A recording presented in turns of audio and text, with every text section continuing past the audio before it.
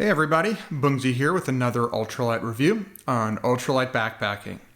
Today we're taking a look at my favorite 0.52 ounces of gear, the half buff. Let's jump in.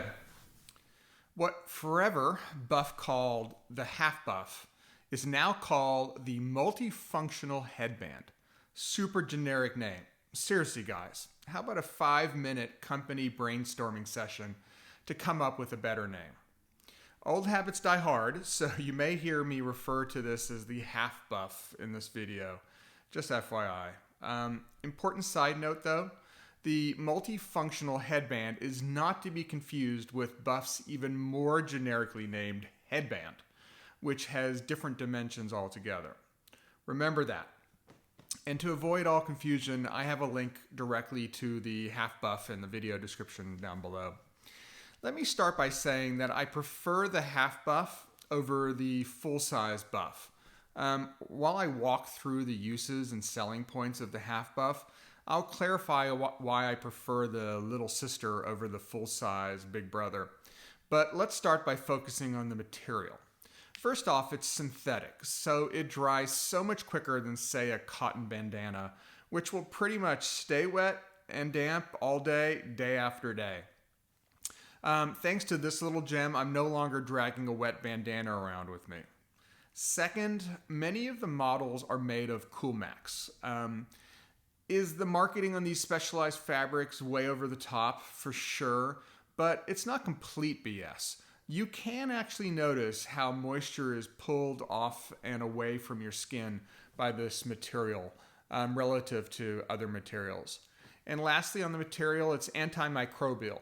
So they don't get nearly as dank as bandanas or even other non-treated synthetic buffs or knockoff buffs. Plus, I've noticed that the stink washes away better after extended uses.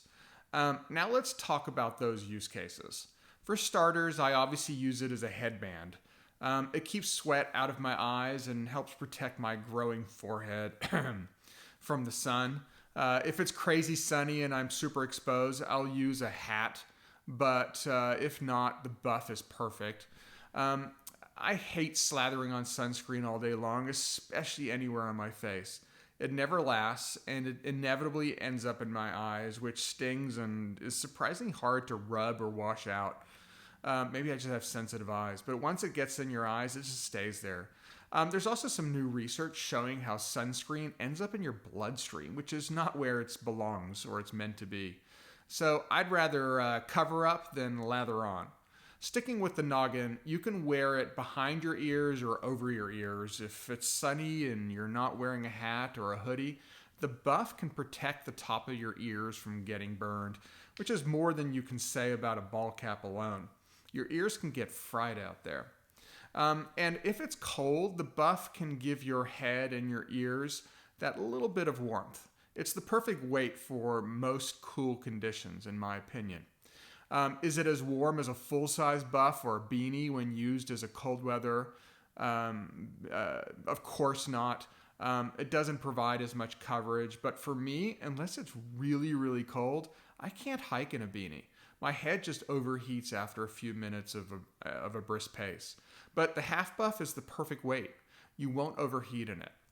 Again, I much prefer the half buff to the full buff when using it on my head.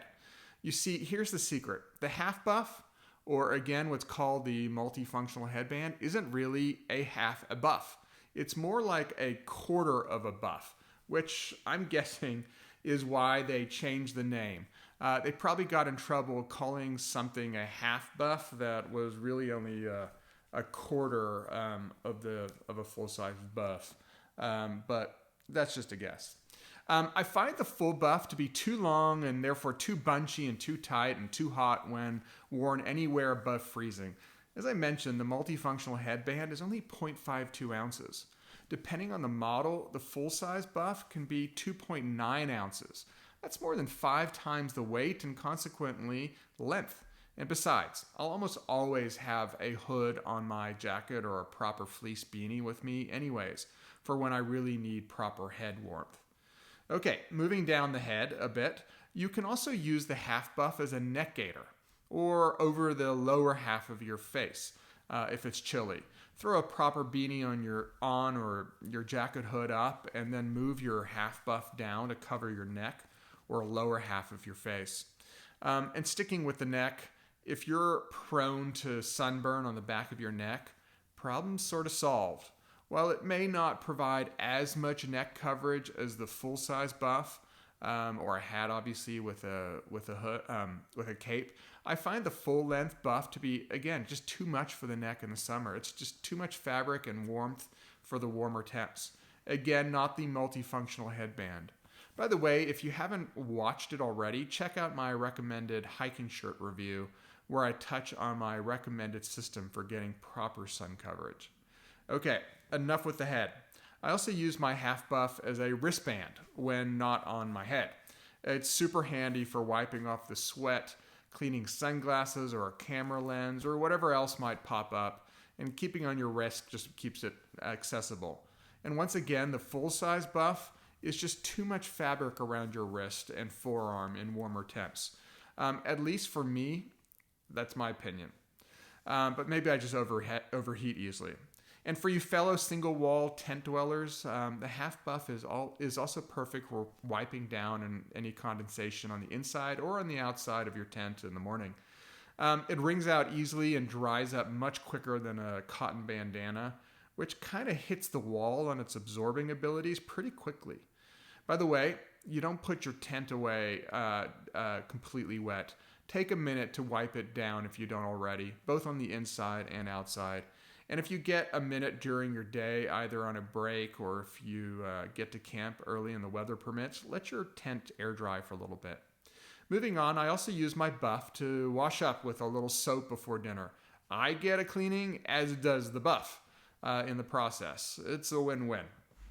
And if I really want to dry it out, its continuous band shape is so much more practical for connecting to a carabiner or whatever.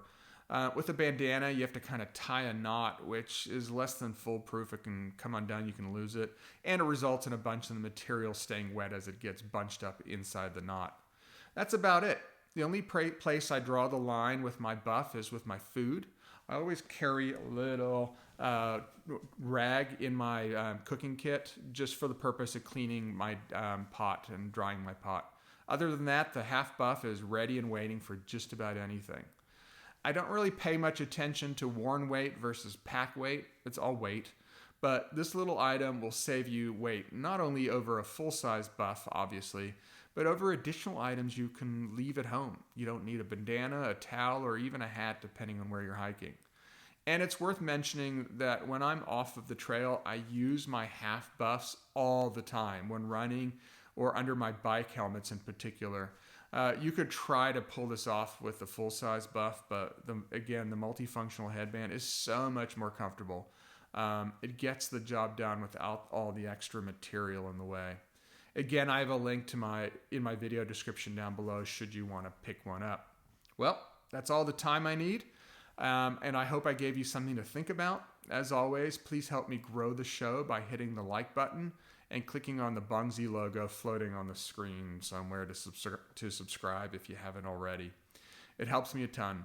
Thanks, and I'll catch you on my next ultralight review on ultralight backpacking.